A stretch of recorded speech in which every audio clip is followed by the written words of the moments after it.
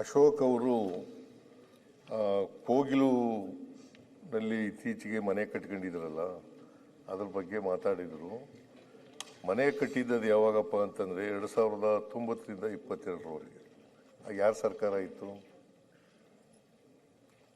BJP ಸರ್ಕಾರ ಇತ್ತು. ಆಗ ಕಟ್ಟಿದ್ದದ್ದು. ಬಾಂಗ್ಲಾದೇಶದವರು ಅಲ್ಲಿ ಬಂದಿದ್ದಾರೆ ಅಂತ ಇದ್ದರೆ ಅವ್ರನ್ನ ಸರ್ವೆ ಮಾಡಿಸ್ತಾ ಇದ್ದೀವಿ ನಾವು. ಈಗ ಯಾರೂ ಇಲ್ಲ,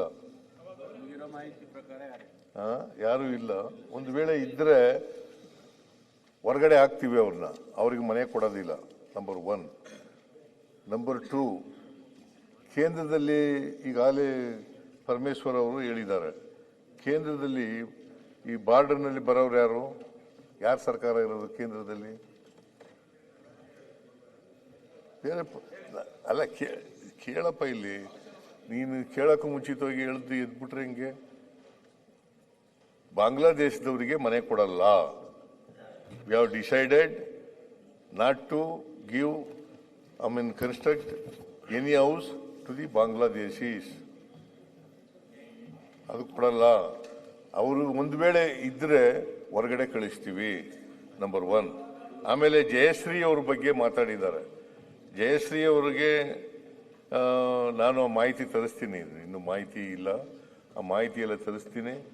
ಅಲ್ಲಿ ರೆವಿನ್ಯೂ ಡಿಪಾರ್ಟ್ಮೆಂಟಿಂದ ಮಾಹಿತಿ ತರಿಸಿ ಅದು ನಿಜ ಆದರೆ, ನೀವು ಹೇಳ್ತಕ್ಕಂಥದ್ದು ನಿಜ ಆದರೆ, ಅವ್ರು ಹೇಳ್ತಕ್ಕಂಥದ್ದು ಸತ್ಯ ಆದರೆ ಅವ್ರ ಮೇಲೆ ಸಂಬಂಧಪಟ್ಟಂಥ ಅಧಿಕಾರಿಗಳ ಮೇಲೆ ಕ್ರಮ ತಗೊಳ್ತೀವಿ.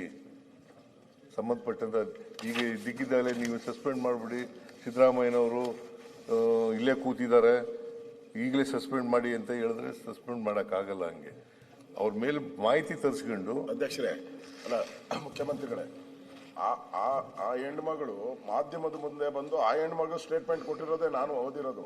ಈಗ ಪದ್ಮಶ್ರೀ ಪ್ರಶಸ್ತಿ ಪಡೆದಿರೋರು ಅವ್ರು ಸುಳ್ಳು ಹೇಳ್ತಾರ? ಜಯಶ್ರೀ ಅವರು ಸುಳ್ಳು ಹೇಳ್ತಾ ಇದ್ದಾರೆ ಅಂತ ಹೇಳಲ್ಲ. ಎಲ್ಲಾ ಪತ್ರಿಕೆ, ಎಲ್ಲಾ ಚಾನಲ್ ಪತ್ರಿಕೆಯಲ್ಲೆಲ್ಲ ನಮಗೆ ಮಾಹಿತಿ ನೋಡಿ ಹೇಳ್ತಾರಲ್ಲ, ಮಾಹಿತಿ ತಗೊಂಡು ಅವ್ರ ಮೇಲೆ ಡೆಫಿನೆಟ್ ಆಗಿ ಸಂಬಂಧಪಟ್ಟವ್ರ ಮೇಲೆ ಕ್ರಮ ತಗೊಳ್ತೀನಿ ತಪ್ಪು ಮಾಡಿದ್ರೆ.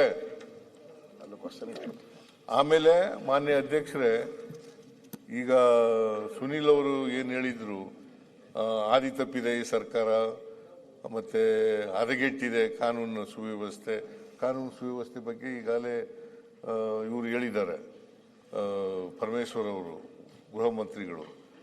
ನಮ್ಮದು ಸರ್ಕಾರ ಹಾದಿನೂ ತಪ್ಪಿಲ್ಲ, ಹದಗೆಟ್ಟೂ ಇಲ್ಲ. ಮತ್ತೆ ನಾನು ಅಸಹಾಯಕ ಮುಖ್ಯಮಂತ್ರಿನೂ ಅಲ್ಲ, ಅಸಹಾಯಕ ಮುಖ್ಯಮಂತ್ರಿ ಅನ್ನಲ್ಲ. ನಾವು 2.5 ವರ್ಷದಲ್ಲಿ ನಾವು ಏನು ಜನಗಳಿಗೆ ಹೇಳಿದ್ದೋ ಅವೆಲ್ಲನೂ ಕೂಡ ಮಾಡಿದ್ದೇವೆ ಅಂತಕ್ಕಂಥ ಮಾತುಗಳನ್ನು ಹೇಳಿ, ಇವತ್ತು ಏನು ಪೊನ್ನಣ್ಣವರು ಮತ್ತು ಪ್ರದೀಪ್ ಈಶ್ವರ್ ಆ ನಿರ್ಣಯವನ್ನು ಮಂಡಿಸಿದ್ದಾರೆ.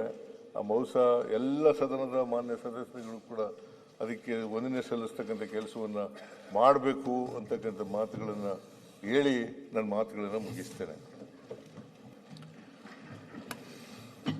ಮಾನ್ಯ ಅಧ್ಯಕ್ಷರೇ, ಕಾನೂನು ಸುವ್ಯವಸ್ಥೆ ಬಗ್ಗೆ ನಮ್ಮ ಗೃಹ ಮಂತ್ರಿಗಳು ಮಾತಾಡ್ಬೇಕಾರೆ ಮತ್ತು ಮುಖ್ಯಮಂತ್ರಿಗಳು ಕೂಡ ತಮ್ಮ ಉತ್ತರದಲ್ಲಿ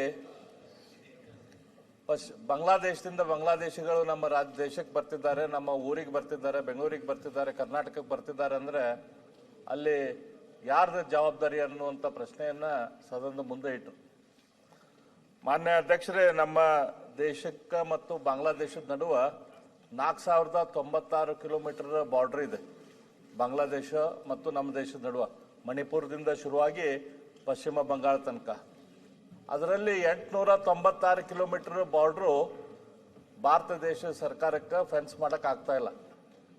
ಯಾಕಂದ್ರೆ ಅಲ್ಲಿರುವಂತ ಸರ್ಕಾರ ಇದೇನು ಇಂಡಿಯಾ ಅಲಯನ್ಸ್ ಸರ್ಕಾರ ಏನಿದೆ ಅಲ್ಲ, ಮಮತಾ ಬ್ಯಾನರ್ಜಿ ಸರ್ಕಾರ, ಅದು ಕೋಆಪರೇಷನ್ ಕೊಡ್ತಾ ಇಲ್ಲ ಕೇಂದ್ರ ಸರ್ಕಾರಕ್ಕೆ. ಯಾವುದೇ ರೀತಿಯಿಂದ ಅಲ್ಲಿ ಬಾರ್ಡರ್ ಕೊಡಕ್ಕೆ ಆಗ್ತಾ ಇಲ್ಲ ಅಂತೇಳಿ ಕೇಂದ್ರ ಗೃಹ ಮಂತ್ರಿಗಳೇ ಇದ್ರ ಬಗ್ಗೆ ಹೇಳಿದ್ದಾರೆ. 896 ಕಿಲೋಮೀಟರ್ ಇವ್ರದ ಅಲಯನ್ಸ್ ಸರ್ಕಾರ ಇರುವಂತ ಇಂಡಿಯಾ ಅಲಯನ್ಸ್ ಅಲ್ಲ ಈ ತರ ತಪ್ಪು ಮಾಹಿತಿ ಹೋಗ್ತಕ್ಕ ಅಲ್ಲಲ್ಲ ಒಂದ್ ನಿಮಿಷ ನಾನು ಹೇಳ್ತೀನಿ, ಅದಾದ್ಮೇಲೆ ನೀವು ಮಾತಾಡಿ. ಹೇಳಿದ್ರೆ ನಿಮ್ ಕೇಂದ್ರ ಸರ್ಕಾರದ ಸಹಾಯಕತನ ಆಗುತ್ತೆ. ನಾನು ಅಲ್ಲ ಈ ತರ ಹೇಳಿದ್ರೆ ಕೇಂದ್ರ ಸರ್ಕಾರ